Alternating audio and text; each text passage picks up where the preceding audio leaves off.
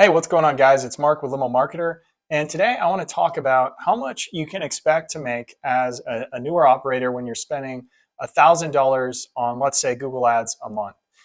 So I came up with this query from a conversation I had the other day with somebody who was out of Washington, D.C., and they said they signed up to do SEO for um, $500 or so a month, and they had done it for 4 months, and they really hadn't gotten anything from it. And so they asked me, what should I expect if, let's say, I spend $500 a month on Google Ads? And I said, well, let's make it an even thousand, and let's make a video out of it and see how we kind of come up with the math, because it might surprise you what you can make if it is done correctly. Now, typically, our clients who work with us, we never do just 1,000 a month on ads, because we find when you combine what we charge, if you're only spending 1,000, it just really isn't worth it. That's why we usually have our clients start with double that. But let's say you're running your own Google Ads campaign, and let's say you do a really good job of optimizing it. What can you expect to make off $1,000 a month in ad spend? So it's actually a pretty easy equation to do. Let's say you're in Washington, D.C., and let's say, just to make the numbers easy, let's say you're paying $4 a click, which that's a bit high, but the cost per click doesn't really matter that much. And depending on your market, it might be higher or lower than that. I shouldn't say it doesn't matter that much, it matters, but at the end of the day, really what matters is what is your cost per lead? And even more important than that, what is your cost per sale? So we'll say there's cost per click, that's CPC, cost per lead, and cost per, or we'll just call that CAC, client acquisition cost. So if we're dealing with a $4 cost per click and we have $1,000 a month to spend on ads, how many clicks a month does that get us? Now, when I say clicks, that just means someone clicks on your ad and they visit your landing page. That's what I'm referring to when I'm saying a click. Now, some of these clicks might be competitors clicking on your ads. Some of them might be people that aren't looking for exactly what you offer, and therefore they won't call you. Or maybe they land on your page, they are looking for what you offer, but for some reason or another, they don't like what they see and they leave. This means that every person who clicks on your ad will not be a lead. I see this confused often. Cost per click, how much per click? I always get asked that. And really the question is, what are you paying per lead, right? Because if we know that and we know how many leads it takes to get a sale, then we can figure out how many clients you can get per month for, let's say, $1,000. So to make the numbers easy, we're doing $4 a click. So that's 250 clicks a month, right? So 250 visitors to your website or landing page. Now let's say, because again, you're going to get competitors click on your ads, not everybody is going to be a lead.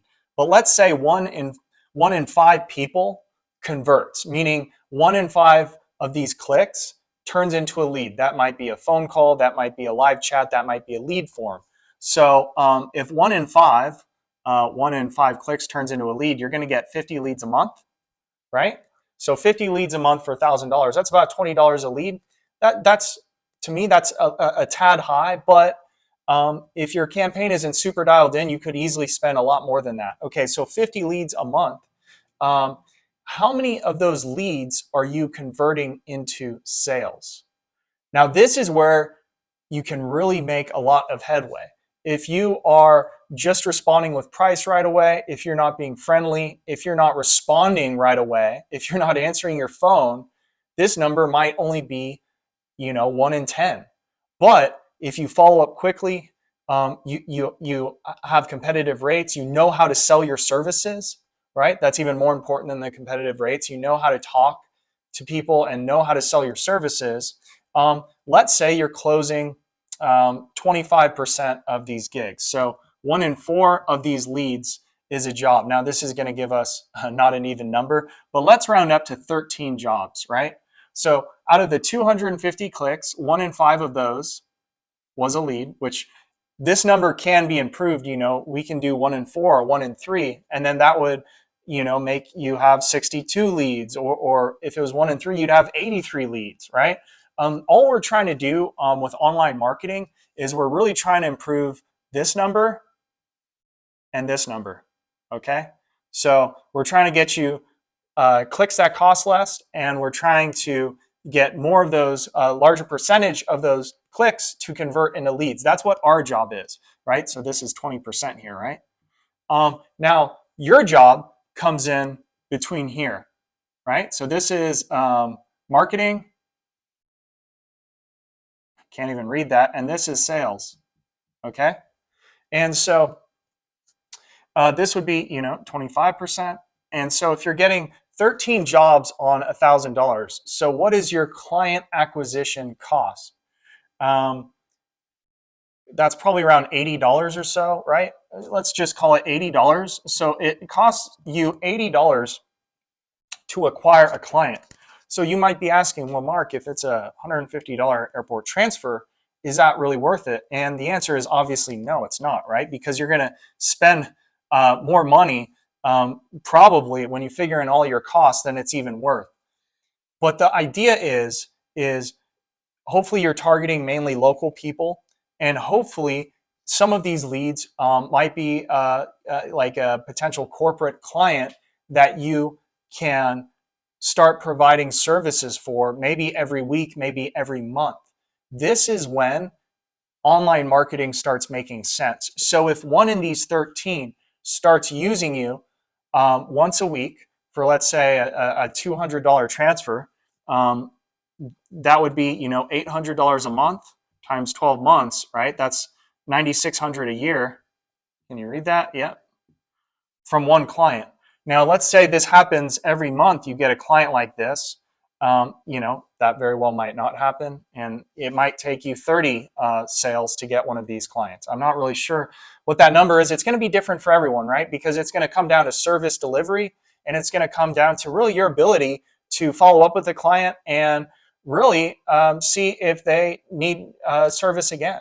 If you guys aren't doing that, that is a way you can really, again, I've never done this. I don't own a limo company, but what I hear from my clients is that's really the way you can make these numbers work. Because when you're paying $80 to acquire a client, that's only going to pay you $150, or even worse, let's say it's only like $120. Well, the numbers just don't work. So the only way they do work is if you sell further services to that client, if they become a client for life. If half of these clients, or even a third, use you again or use you over and over and over, that's when you can make all of this worth it. And that's when, instead of spending $1,000 a month on ads, I've got clients spending $10,000 a month on ads. That's 130 sales a month. How many of those do you think are going to be repeat clients? Well, if your processes are in place to keep selling to your current customer list, then you can get a lot more repeat clients. And that's really the key to online marketing. Because I'll tell you right now, if all of these sales only happen one time and that client never uses you again, this is really not a winning formula, right? You're going to be spending all of your profit in marketing. And so the idea is your service is so good, you get people coming back. And this is really in any business. In my business and pretty much all businesses, the money is made in the repeat clients. When you don't get repeat clients and it's a one-time thing, not only is it more work, but it's just a lot more expensive. You don't end up making a great return. So I hope this was helpful, guys. Please, if you enjoy content like this, subscribe to the channel. I really appreciate that. And I'll see you guys in next week's video.